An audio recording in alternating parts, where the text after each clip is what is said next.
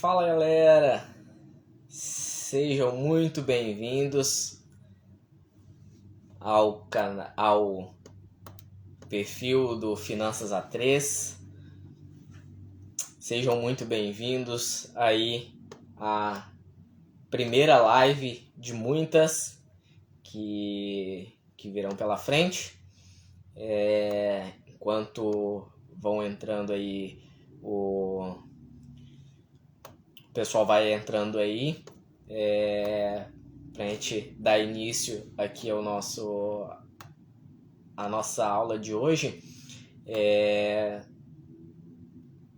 Se você estiver me ouvindo aí, dá um joinha só para eu saber que você está me ouvindo bem. Se você não estiver me ouvindo, me acena, só para ficar tudo certinho aqui com a transmissão, tá bom? Dá mais um tempinho aí até o pessoal me responder como que tá o áudio. Se precisa mexer, precisa mudar, deixa como que tá. Vamos ver?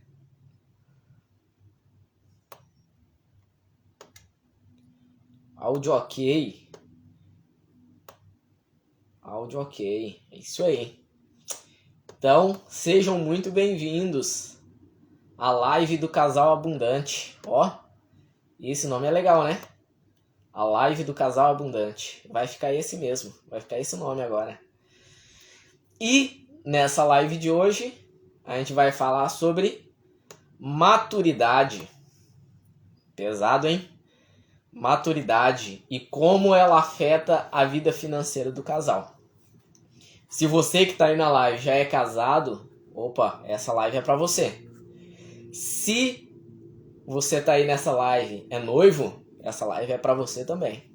E se você está aí assistindo essa live e você é solteiro, aí essa live é para você também. A menos que você não queira se casar.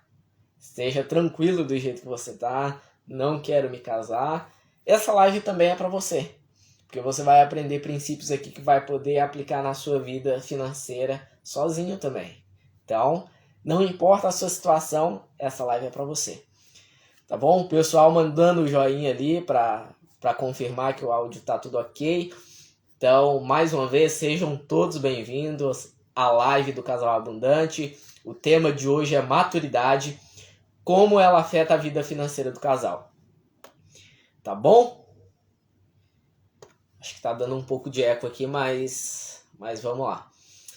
Então deixa eu me apresentar. Eu sou o Alex Oliveira. Esse aqui é o perfil Finanças A3.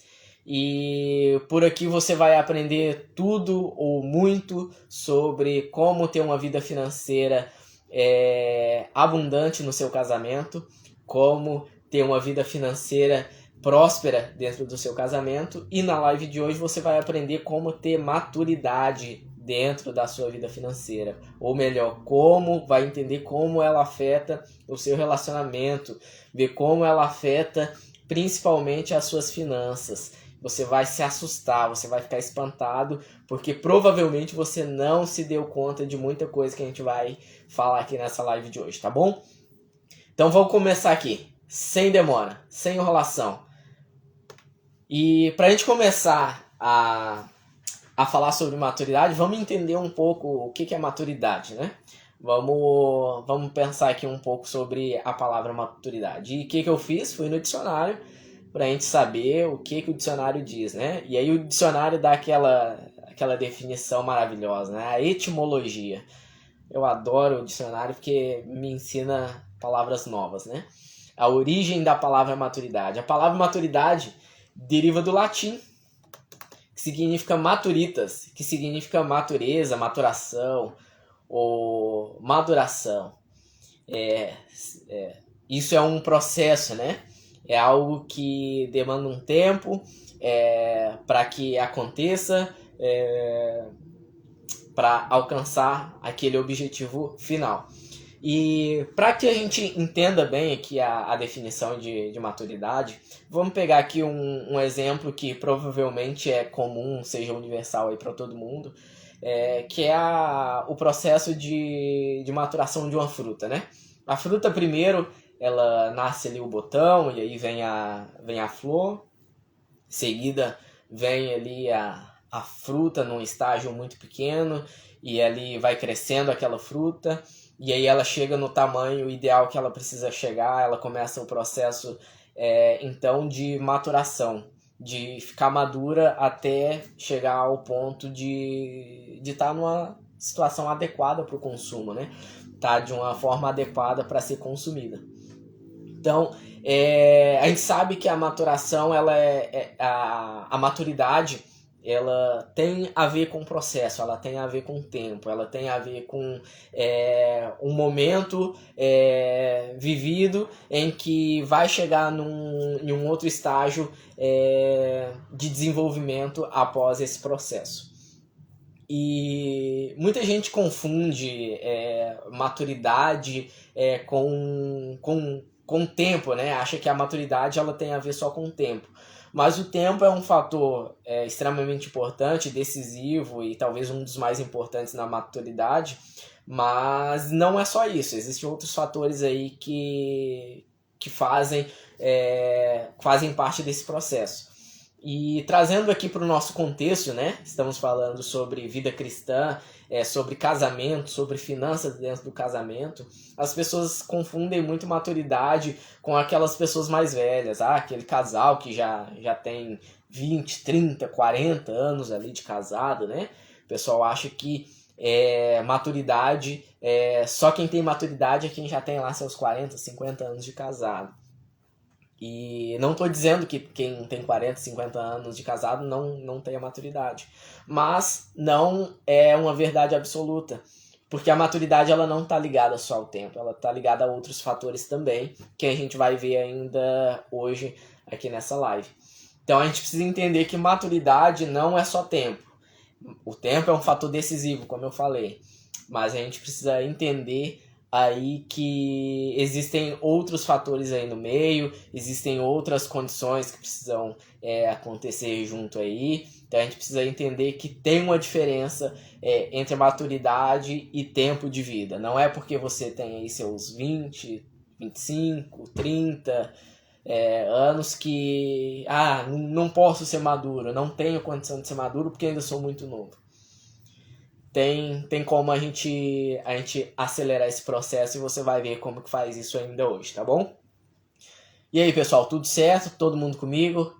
O pessoal tá acompanhando aí, tá legal? Tá todo mundo aqui comigo? Se sim, a gente vai então entrar de fato no tema aqui de maturidade dentro da nossa esfera aqui, né? Dentro do nosso contexto, que é vida financeira, a vida financeira abundante, uma vida financeira abundante dentro do seu casamento, tá bom? O pessoal confirmou ali, tudo certo, estão acompanhando, então bora lá. Tem uma frase que eu gosto bastante, e se você quiser postar aí nas suas redes sociais depois, fique à vontade. E se você quiser colocar o autor também, fique à vontade. O autor dessa frase é um cara aí chamado Alex Oliveira. Essa frase ela fala... Na verdade, quando eu escrevi essa frase, eu estava escrevendo para mim, tá? Então, se fizer sentido para você também, que bom. E a frase é a seguinte: a maturidade é a chave de acesso para o cumprimento das promessas de Deus nas nossas vidas. A maturidade, vou repetir, a maturidade é a chave de acesso para o cumprimento das promessas de Deus nas nossas vidas.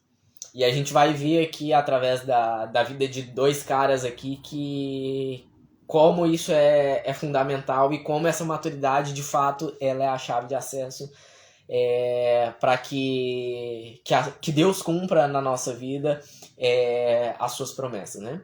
E o pessoal fala, sem fé não tem como acessar as promessas de Deus, e isso é uma verdade, tá? A Bíblia vai falar que aquele que não tiver fé, não adianta esperar coisa alguma de Deus que de fato não vai receber.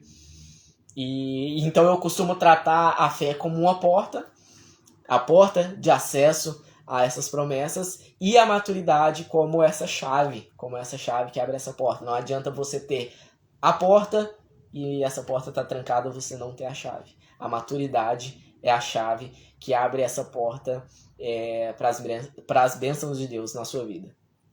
No livro de Gênesis, capítulo 40, versículo 14, conta a história, tá ali no meio já da história de José, no versículo ali onde ele acaba de interpretar o sonho dos dois companheiros de cela dele ali, e ele fala para aquele que vai ser restituído para o seu cargo ali de volta, né? Aquele que vai ter o seu cargo restituído ali, ele fala assim, olha, quando você voltar lá para a presença do faraó, não esquece de mim não, lembra de mim, sabe que eu te ajudei aqui, te dei uma moral aqui, né? Desvendei o seu sonho aí, então chega lá, dá uma moral para mim também, fala de mim lá pro carão lá, para que ele me tira daqui, né?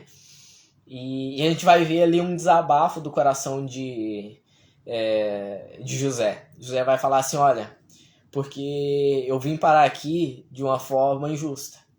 Os meus irmãos me tiraram da casa dos meus pais de maneira injusta. Eu vim parar nessa prisão de forma injusta e eu não deveria estar aqui. Você vê o José meio que desabafando ali, né? Tendo um momento talvez de descarregar aquela pressão, aquele sentimento que estava dentro dele ali. Então ele fala, olha, lembra de mim porque eu tô aqui por engano, não deveria estar aqui, vim pra cá de uma forma injusta. E você percebe ali por essa fala de José que José ele tá meio que magoado ainda com a situação, ele ainda tá com o coração meio apreensivo, talvez. Por tudo que José passou, eu vou ser sincero com vocês, eu não arrisco nem tentar acertar aqui qual seja o sentimento que ele está vivendo ali. Mas com certeza não é um sentimento positivo por todo o contexto e por essas palavras dele ali para esse colega de cela. Então dá para ver que José ainda está machucado com tudo que tinha acontecido, com tudo que estava acontecendo com ele ali.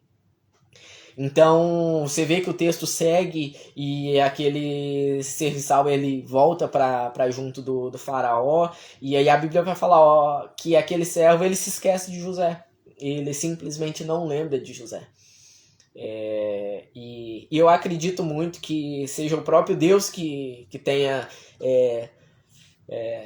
cegado, né, a memória ali, tenha tampado a memória ali daquele serviçal ali para não lembrar de José, até porque não foi passado tanto tempo assim, né? Ali na revelação do sonho, José fala, olha, não vai ser muito tempo, daqui 3 dias você tá de volta ao seu cargo. Então não tinha passado muito tempo. José tinha feito um benefício muito grande para aquele cara, revelando aquele sonho. Então não seria no natural o cara esquecer assim. Então eu acredito que tenha uma intervenção de Deus aí nesse esquecimento. E por que então, a gente pensando, cogitando essa possibilidade de ser o próprio Deus cegar ali a memória desse companheiro de cela de José? Porque José ainda não estava pronto para voltar, ou melhor, chegar ao ponto onde ele precisava estar, que era ali do lado do faraó, como um braço direito. Ele ainda não estava com a maturidade ideal para poder chegar onde ele precisava chegar. A gente sabe que José ele foi um instrumento na mão de Deus para salvar não só a sua família, mas todo o povo que se tornaria depois através da sua família, que seria então a nação cujo Deus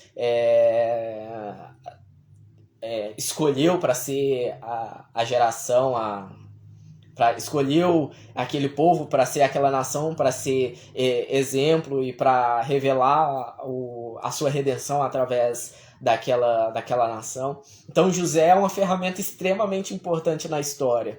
É evidente que um homem não pode mudar os planos de Deus. É evidente isso. Mas ele pode ser participante. Então, José, ele indo no momento correto, sendo restituído ali restituído ali para perto do faraó, não restituído, né, que ele nunca teve do lado do faraó, mas ele saindo da cadeia e indo ter do lado do faraó ali, e com a possibilidade de revelar o sonho do faraó e se tornar o braço direito, e através do seu entendimento ali, que possivelmente falaremos sobre esse entendimento de José sobre finanças aí numa próxima live, porque é através desse conhecimento dado por Deus para ele que ele consegue fazer algo que a gente não consegue muitas vezes hoje. Eu acredito que talvez na maioria das vezes a gente não consegue fazer, que é poupar, que é ajuntar no tempo bom para que no tempo ruim tenha provisão. Então, a gente sabe que José ele faz tudo isso. E se a gente começar a cogitar novamente, pensar, se José tivesse acessado tudo isso com aquele coração que ele estava ali na prisão, como que seria? O que será que tinha acontecido com José? Eu arrisco dizer que provavelmente teria acontecido com ele a mesma coisa que aconteceu com um outro carinha que está lá no livro de Lucas, capítulo 15, versículo 11, que conta a história do filho pródigo, que chegou pro pai dele e falou assim, olha pai, eu quero ter acesso à minha herança, não quero ficar mais aqui na sua casa, não tô contente aqui, eu quero pegar meu dinheiro, tudo aquilo que é meu por direito e sair pelo mundo aí, ter uns rolê da hora aí pra fazer, ter uma galera massa aí me chamando pra fazer uns negócios legal aí, eu quero ir com eles e eu preciso da minha herança. E ali então o pai faz, né, atende ao filho, entrega ele aquela herança e ele vai. E a gente conhece a história, né? Ele vai, gasta tudo que ele tem, pelo menos ele cai em si, tem a consciência de que errou, volta para casa do pai, pede perdão, é restituído. Mas olha o transtorno que ele trouxe para a vida dele, justamente pelo fato de acessar algo que ele ainda não estava pronto para aquilo. O filho pródigo, ele ainda não estava pronto para acessar aquela herança. Inclusive tem algumas estatísticas que dizem que grande parte dos ganhadores de loteria, eles perdem todo o prêmio em cerca de 2 ou 3 anos. Eles dissipam, consomem com tudo isso. Por quê? Porque geralmente são pessoas que não estão preparadas, não têm maturidade financeira para lidar com grandes quantias de dinheiro. E quando acessa isso num tempo errado, de uma forma não vou entrar no mérito aqui de se é certo ou errado jogar na loteria, mas quando acessa um determinado dinheiro que ele não está pronto para acessar, a chance dele dissipar aquilo é gigantesca, é enorme. Então, eu arrisco dizer que se José ele tivesse sido levado até o faraó naquele momento em que ele ainda estava com o coração machucado, tinha grande chance dele terminar como o filho pródigo. Mas como a Bíblia não é feita de si, né, de suposições, que bom que José teve acesso no momento certo. A gente tem aí o aprendizado tanto de José como da parábola do filho pródigo, que por mais que seja uma parábola, nos ensina muito a vida do filho pródigo aqui, de não ter acesso a determinadas coisas sem a maturidade suficiente. E aqui eu queria contar uma história. Eu sou pai de 2 meninos, do Theo e do Natan. A essa hora já espero que já estejam dormindo ou caminhando para isso. Eles têm 1 ano e 8, vai fazer 1 ano e 9 meses agora. São muito ativos, muito ligados no 220, os dois. E outro dia eles me ensinaram muito sobre maturidade. Talvez de uma maneira não legal, não tão legal assim, mas me ensinaram muito sobre maturidade. Inclusive, para quem é pai, se depara muito com essa situação dos filhos ensinar muito, né? E eles me ensinaram muito nesse dia. Eu tava na cozinha ali preparando o almoço para eles. E a gente já passou por todo um processo de tirar tudo que tá acesso para eles no baixo, né? Os pais sabem disso, que a criança começa a engatinhar, a andar, você precisa ir tirando tudo que tá no acesso dele. A gente fez isso, foi levando tudo para cima, até chegar ao ponto de todas as facas, garfos, tudo que é perigoso tá na última gaveta de cima, para que eles não tivessem acesso. E outro dia eu cozinhando ali, eu abri a gaveta, peguei uma faca, me virei para fazer o que eu tava fazendo ali. Daqui a pouco eu escutei o barulho assim na gaveta, que eu virei para trás. Eles tinham aberto a gaveta e cada um já tinha pegado uma faca, já tava com cada um com uma faca na mão. Na hora ali, no calor da emoção, eu quis correr em cima deles, mas aí eu pensei, não, se eu correr para tentar pegar eles vai ser pior, que eles vão pensar que eu tô brincando, vai sair correndo ainda com essa faca na mão, vai ser pior. Então fui ali meio que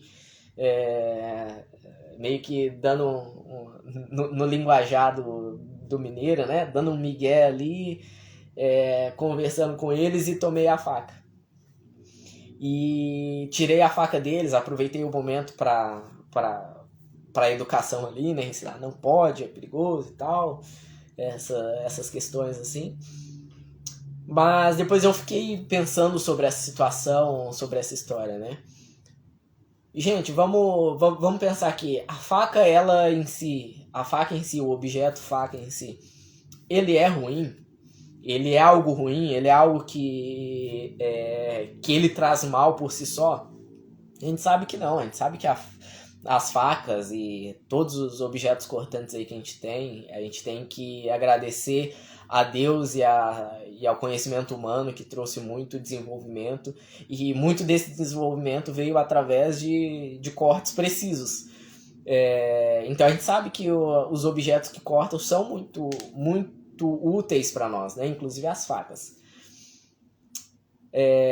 Mas naquele momento, o Theo e o Nathan, se eu entregasse ou se eu deixasse eles com aquela faca na mão, aquele objeto ele seria bom para eles? Evidente que não. A gente sabe que uma faca na mão da criança é perigo na certa. Então, a faca não é ruim. Então, por que eles não podem ter acesso à faca? Justamente pelo fato deles não terem maturidade suficiente para lidar com essas facas. Não ter maturidade intelectual, no sentido de saber, entender ali as questões de manusear, perigo, onde eu posso segurar, onde eu não posso segurar, eu não posso correr com a faca na mão. Ter toda essa maturidade de consciência, né? Quanto maturidade física, maturidade de motora, né? De coordenação motora. Eles ainda não têm coordenação motora ainda às vezes nem para tomar água direito, que dirá para manusear uma faca. Então é necessário para eles desenvolverem essa maturidade tanto intelectual quanto essa maturidade física, até eles poderem usar essa faca. Vai chegar um dia que o Theo e o Nathan vão poder usar a faca. Mas para isso eles vão precisar primeiro desenvolver essa maturidade. Fazendo agora esse paralelo, né, com a nossa vida, somos crentes, né? Vamos trazer aqui para o nosso mundo, pro nosso mundo espiritual e com relação a finanças dentro do casamento. Gente, muitas vezes a gente tá louco dentro do nosso casamento, vivendo em dívida, vivendo em confusão dentro de casa, justamente porque a gente não tem acesso a coisas que seriam ferramentas úteis para nós. E muitas dessas coisas talvez a maior dela, o dinheiro, a gente não tem acesso justamente pelo fato de que se a gente tivesse acesso nesse momento ao dinheiro, ele seria como a faca na mão do Theo e do Natan. Com certeza seria como a faca na mão do Theo e do Natan. Porque pensando na melhor das hipóteses aqui, se eu não vejo o Theo e o Natan com aquelas facas, eles, na melhor das hipóteses, eles pegariam ali na parte do corte, feririam o dedo, a mão, eu teria que ir atrás de um antisséptico, fazer um curativo, ia levar um processo ali de tempo para ele se curar daquele corte. Isso na melhor das hipóteses, não quero nem pensar na pior dessas hipóteses. E com o dinheiro é exatamente a mesma coisa. Com a finança nas nossas vidas é exatamente a mesma coisa. Por que você acha que Deus vai entregar dinheiro na mão de quem não tem maturidade para lidar com isso? Aí você pode pensar, não, mas eu tenho maturidade, eu sei lidar, eu sei contar o dinheiro, né? Sei quanto que vale. Mas não é sobre saber o quanto vale, saber quanto a bolsa de valor rendeu, quanto as criptomoedas subiram, né? O pessoal que gosta das cripto aí, não adianta saber só isso. Isso é a maturidade física, a maturidade intelectual, mas precisa desenvolver ali uma maturidade espiritual para saber lidar com esse dinheiro. Porque a Bíblia fala assim, olha, se vocês que são maus, vamos pegar um pouco antes no texto, né? Qual é aquele pai que o filho pedindo um pão lhe dará uma pedra, ou pedindo um peixe lhe dará uma serpente? Aí ele fala, vocês que são maus sabem dar boas dádivas aos seus filhos, que dirá eu, o Pai Celestial? Então Deus, ele tem interesse de nos dar as coisas, ele tem o interesse de nos abençoar, mas ele não vai fazer isso enquanto a gente não tiver a maturidade suficiente para lidar. Ele não vai fazer isso enquanto a gente não tiver um desenvolvimento intelectual, um desenvolvimento espiritual sobre aquilo, para que a gente possa colocar aquilo na posição correta. Para o dinheiro ser servo, não senhor. Ele sabe o risco que é para as nossas vidas quando a gente está mais focado no dinheiro em si do que no que eu posso desenvolver com ele, do que eu posso fazer com ele. E aqui vai outra frase que, se você quiser anotar, fica à vontade. O problema não é o dinheiro. O problema é a forma com que nós lidamos com ele. Fixa isso na sua cabeça. O problema não é o dinheiro. O problema é a forma que nós nos relacionamos com ele. Porque se o problema fosse o dinheiro, seria muito fácil, né? Era só não ter. Certo? Ou tô errado? Se o problema fosse o dinheiro, o que a gente fazia? Todo dinheiro que a gente ganhasse, a gente pegava, dava para alguém, arrumava um jeito de não ganhar mais dinheiro e todos os problemas estariam resolvidos. Mas não é esse o problema. O problema não é o dinheiro. O problema é a forma com que nós lidamos com esse dinheiro. A forma com que nós lidamos define a maturidade que nós temos naquele momento. Ou melhor, as ações que nós tomamos com o dinheiro ali no dia a dia demonstra o grau de maturidade que a gente tem. E nessa live de hoje eu queria levar você a pensar, a refletir sobre essa maturidade dentro do seu relacionamento, dentro da sua casa. Como tem sido? Como tem sido tudo que envolve finanças no seu relacionamento? Eu queria que você fizesse essa reflexão, porque às vezes a gente está tão envolvido no dia a dia ali, na correria, e a gente faz tudo no automático e a gente não presta atenção nas coisas. Agora, com tudo isso que a gente falou, eu queria que você começasse a processar e começasse a perceber como tem sido. Tudo que envolve dinheiro aqui em casa tem se tornado em briga, tudo que envolve dinheiro aqui em casa tem gerado discussão. Quando se fala em dinheiro, o coração já acelera, o coração já bate forte. Deus me livre de abrir aquele aplicativo do banco roxinho, né? Porque eu não quero nem ver a fatura para não me assustar, para não gerar mais conflito, não gerar mais confusão. E aqui a gente precisa entender que a maturidade ela pode ser desenvolvida, ela pode inclusive ser acelerada esse processo. Entregar um pouco a idade aqui agora, eu sou de uma época onde meus pais, quando eles pegavam alguma fruta que estava ainda verde ali, ainda não estava 100% madura, ainda estava meio verde ali, o que minha mãe fazia? Ela pegava o jornal, isso geralmente ela fazia muito em abacate, né? Pegava o jornal, embrulhava o abacate no jornal e colocava dentro do forno. Por quê? O que acontecia com esse jornal dentro do forno? Era o jornal que fazia o abacate amadurecer? Não necessariamente. Ela colocava ali dentro, porque ao acender as bocas do fogão, né, ali no uso do dia a dia, ele esquentava o fogão e ali dentro do forno se tornava uma estufa. Aquele jornal em volta ajudava a segurar o calor ali no abacate, então ele acelerava esse processo e ficava maduro mais rápido, né? Então, como eu falei, é possível você acelerar esse processo de maturidade. E dentro do relacionamento, com relação a finanças, como que a gente pode fazer isso? E é agora que eu vou te falar algumas dicas para você começar a colocar em prática esses pontos aqui para você começar a desenvolver essa maturidade no seu relacionamento, tá? Então, já dizem por aí que se você quer começar a explicar sobre uma coisa, começa dizendo o que não fazer, ou o que não é.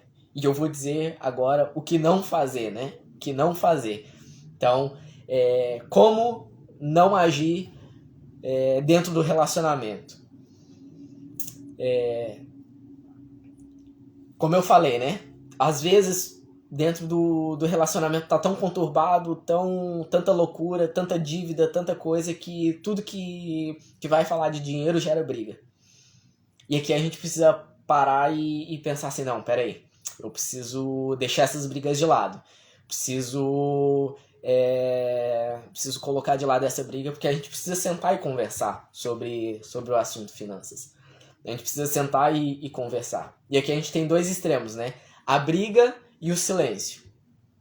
E aqui eu me pego muito nesse silêncio, né?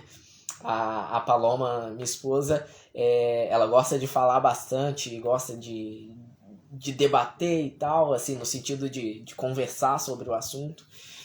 E eu já não, né? Eu sou daquele tipo de pessoa assim que se alguém vem com a mega explicação sobre como é ruim você evitar conflito, eu vou concordar com ela só para evitar o conflito. E então lá em casa eram dois extremos. A Paloma queria conversar e queria falar, e eu não vamos tocar no assunto. E isso afetava muito a nossa vida financeira. Isso era, assim, eu acho que era o fator 80-20 de não dar certo a finança lá em casa, né? A gente nunca foi de ter dívidas exorbitantes, a gente nunca foi de gastar em cartão de crédito, até hoje não é. Temos um cartão de crédito e meio. Eu brinco que meio, porque um só tem 400 reais de crédito e nem é usado, né? Quase. Só em necessidade.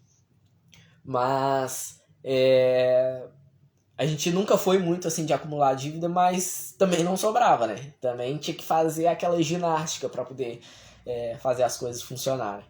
E aí eu evitava o assunto, evitava conversar, e ela querendo debater, querendo falar. E isso causava o quê?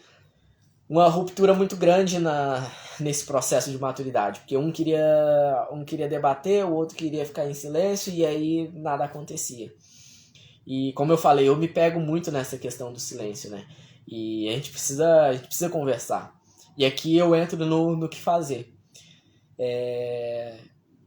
Gente, se tem uma coisa que o diabo ele tenta e ele muitas vezes consegue, mas que ele investe muita energia, em distorcer a comunicação. em mudar a forma com que o outro entende aquilo que está sendo comunicado, e principalmente dentro do casamento, a gente sabe disso, né? Então, uma comunicação clara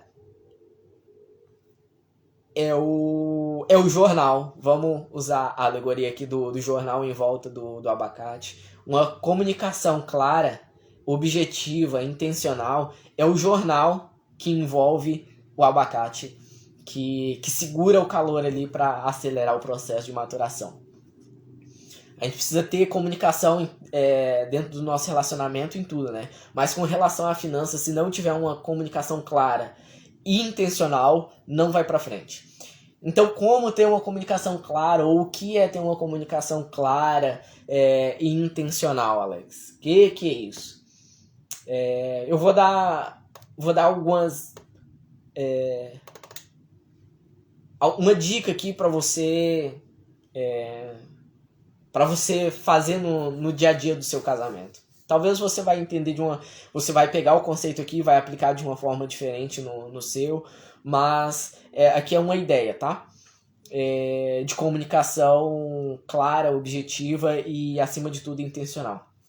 É você pegar o seu cônjuge, sentar e falar assim, olha, a gente vai, nesse momento aqui agora, a gente vai deixar a briga de lado, a gente vai deixar aqui agora os temperamentos coléricos, sanguíneos de lado, a gente vai sentar aqui agora, a gente vai conversar, a gente vai debater sobre esse assunto aqui, sem brigas.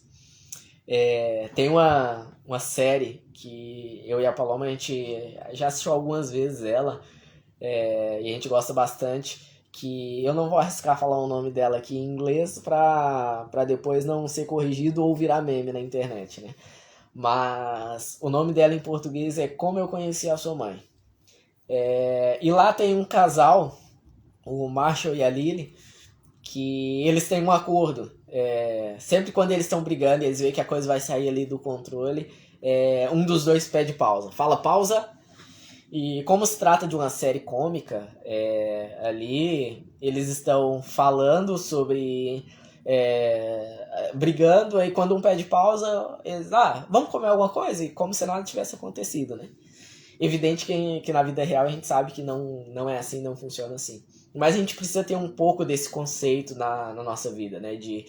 Nesse momento, não, peraí, vamos pausar aqui, não vai ter briga, esse momento aqui vai ser pra gente conversar de forma ordeira, de forma clara, de forma intencional.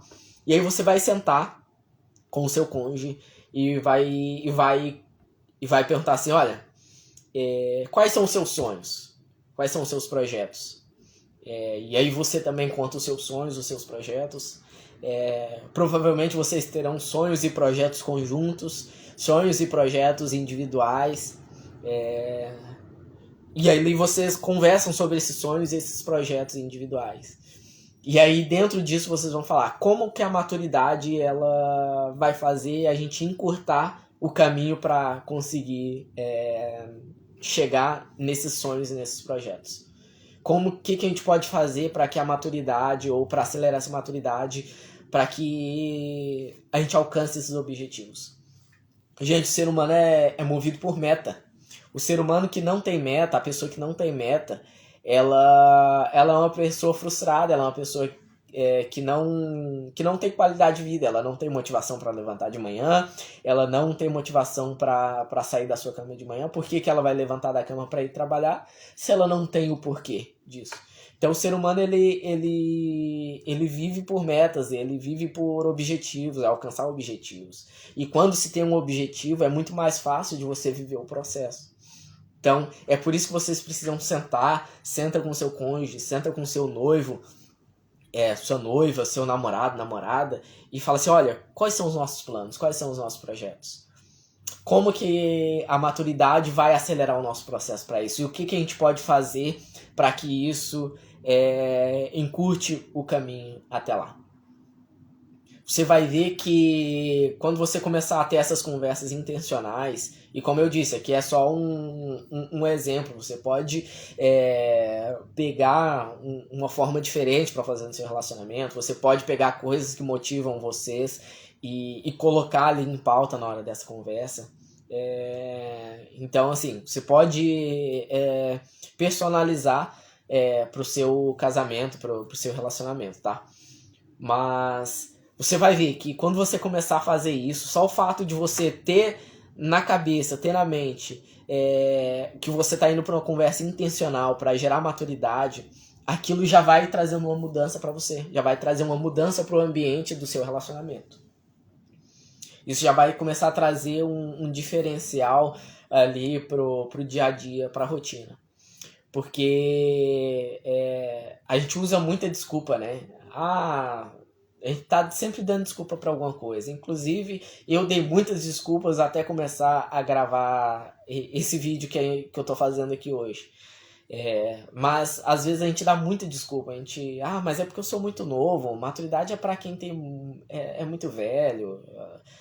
Eu já tomei muita decisão errada. Maturidade para mim ficou para trás, não tem como voltar atrás. Ou meu cônjuge ele não me ajuda, ela não me ajuda. E aí não dá para desenvolver essa maturidade. Mas a gente precisa deixar de lado essas desculpas.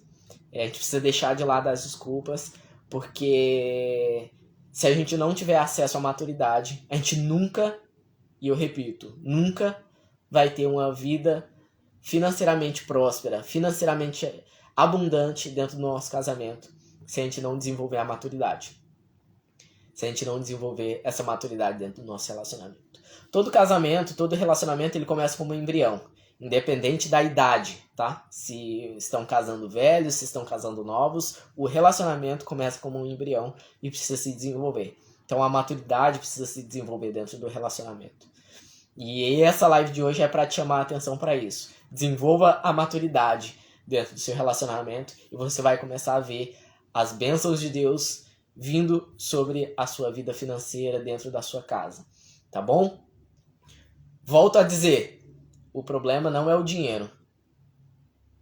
O problema é como nós lidamos com ele. E se você quer aprender a lidar com ele de uma maneira correta, de uma maneira que vai te conduzir a ter uma vida financeira abundante, uma vida financeira abençoada, um casamento próspero financeiramente, esse aqui é o perfil para isso. Você vai ter sempre lives assim como essas, toda terça-feira, a partir de hoje, toda terça-feira às 8 horas da noite, vou estar aqui com um tema diferente, tudo relacionado a finanças de casal, a vida financeira do casal, a vida financeira abundante. Então eu te convido a participar, tá bom? Dessas lives que vão acontecer toda terça-feira às 8 horas da noite. Como eu falei lá no início, né? A live do casal abundante. Então, se você quer ser um desses casais, né? Abundante, esse aqui é o seu lugar para isso. Tá bom? Quero agradecer o pessoal aí que tava online aí. Quero agradecer o pessoal que tava participando ali, comentando, mandando um joinha ali. Fala aí pra mim, em uma palavra, o que você absorveu desse conteúdo, né? Só não vai falar assim, maturidade, que aí não dá, né? Mas escreve aí uma palavra, o que foi pra você esse conteúdo. E enquanto você escreve aí, eu quero te pedir que se você gostou desse conteúdo e acha que outras pessoas, outros amigos, aqueles casais que você pensou enquanto eu estava falando isso, pensou naquele casal que quando você sai junto com eles já lembra das brigas ali na hora de pagar a conta, porque não sabe como que vai pagar ou tem que pedir o cachorro quente sem salsicha para poder pagar, porque nunca tem dinheiro para nada. E o problema não é uma vez ou outra não ter dinheiro, né? Isso acontece com todo mundo. Mas o problema é viver assim. O problema é quando a gente vive assim. Então, se você conhece um casal assim, manda para ele, ou manda o perfil para ele, para que mais pessoas tenham acesso a esse tipo de conteúdo. E eu quero falar uma coisa nessa live. Acredito que Deus ele tem um grande avivamento para fazer na igreja, nessa geração, nesse nosso tempo. E eu acredito que uma dessas frentes de avivamento vai acontecer nas finanças, tá? E eu não tô falando isso para levantar a sua bolinha aí, para você achar que você vai ficar rico, que você vai ganhar muito dinheiro. Não, eu tô falando isso porque eu acredito que através das finanças, Deus vai mudar muita coisa na igreja brasileira. A igreja brasileira vai começar a ter consciência dessa ferramenta que é o dinheiro, o quanto Deus se importa com o dinheiro, até porque a Bíblia fala mais sobre dinheiro do que o assunto fé e santidade na Bíblia. Se juntar todos os versículos falando sobre fé e santidade na Bíblia, ainda não dá a quantidade de versículo que tem sobre finanças, sobre patrimônio, sobre essas coisas relacionadas ao mundo financeiro. Então, e eu acho que isso é uma chave que vai mudar a igreja brasileira, e nós poderemos juntos ter um povo com uma finança santa, um povo desprendido do dinheiro, um povo desprendido da avareza, da ganância, e um povo que vai lidar com esse dinheiro com o direcionamento, com aquilo que Deus tem trazido como princípio. Tá bom? O pessoal está comentando aí. Posicionamento é a palavra. Autorresponsabilidade. Pare de culpar os outros. Exatamente. A culpa está em você. Você precisa mudar. Mentalidade excepcional. É isso aí. Gente, muito obrigado. Quero ficar por aqui agora. Dizer que semana que vem tem mais. A terça-feira da semana que vem, às 8 horas da noite. Espero por vocês. E vamos fazer o seguinte. Na semana que vem você e traz mais alguém. Manda o link ali para a pessoa acompanhar, para que mais pessoas possam ter acesso a esse conteúdo, tá bom? Fiquem todos com Deus. Nos vemos semana que vem. Até mais. Tchau, tchau.